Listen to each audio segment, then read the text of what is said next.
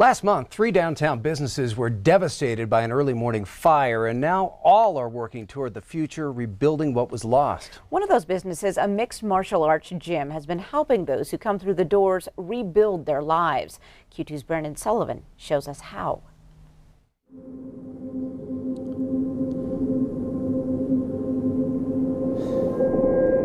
We begin in Billings this morning, where fire crews battled a blaze at a downtown auto shop early this morning.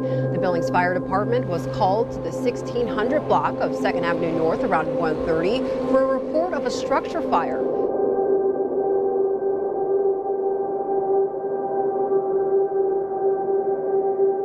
Fire crews were still putting out hot spots as of 3 a.m. We'll be sure to update you on air and online as soon as more details are released. You know, just right away in that snapshot of the entryway, you could just see it's kind of like all of our hard work was tarnished for the moment.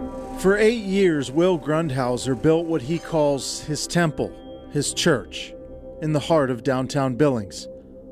Less than a month ago, in the late hours of a cold November night, it was devastated. Not gonna lie, I built that place with my own 2 hands, so to speak. I filled it with all kinds of great equipment and memories, and all my pride and joy, the things I scrub and clean every day, were devastated. Really surreal. Despite the devastation and heartache, Will pressed forward, wasting no time at all securing a temporary location for his fighters. I'm not a what if kind of guy. I'm a what are we gonna do now? So I believe it happened for a reason. An accomplished fighter himself, Will specializes in the art of jiu-jitsu, and for the better part of 15 years has imparted his knowledge, skills, and experience to everyone who walks into his life, many of whom struggle to find peace, balance, and meaning in their own lives. Most people that come to us, like I said, they are damaged goods or whatever, but we give them a confidence, we give them a community that's not judgmental, and we've got everyone from pre-release to doctors and lawyers and everybody in between that train with us. One of those who was considered damaged goods was FICHTER. I was born in Red Bluff, California, and I was raised in Redding, California. We were pretty poor. I started partying and drinking and stuff probably around 14 or 15 years old. I started picking up pills and opiates when I was about 16, 17. I experimented with all kinds of other drugs. Fast money and drugs was pretty much my life for a long time, and it's all I cared about. I was incarcerated when I was 25 years old for the 3rd time, but that pretty much started my stint of being in and out of jail constantly.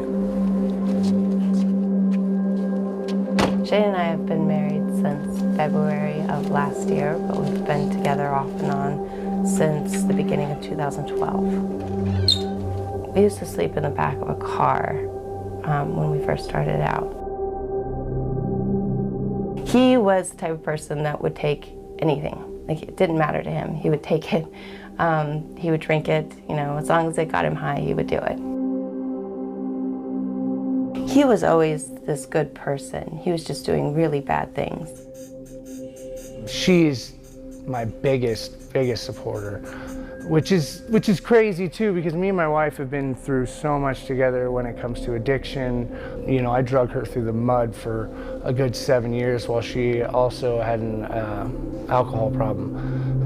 And we kind of just beat each other's dreams and things down because we were selfish.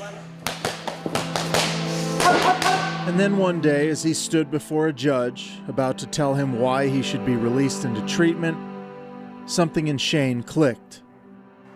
He told the judge he needed more time in jail, needed to get his head right. And so he did. His ambition changed from chasing drugs to chasing life. He wanted to be better at everything. He sobered up, settled down, and gave he and his wife a life worth living. He turned to the Grindhouse, where Will and countless others have given Shane the community, family, and love he so desperately needed. I think that's what makes me so excited for the future, is that now me and my wife are dwelling and climbing up together. So instead of being compulsive about, drugs and a habit-forming chemical, I'm now compulsive about MMA and fighting and training and getting better.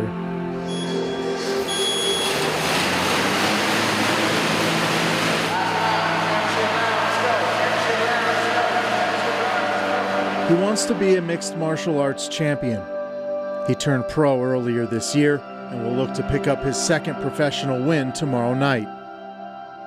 But in life's bigger picture, Shane FICHTER is already a champion. He's been sober for 4 years, his wife for almost 2. And together they're building a legacy for their 2 beautiful children.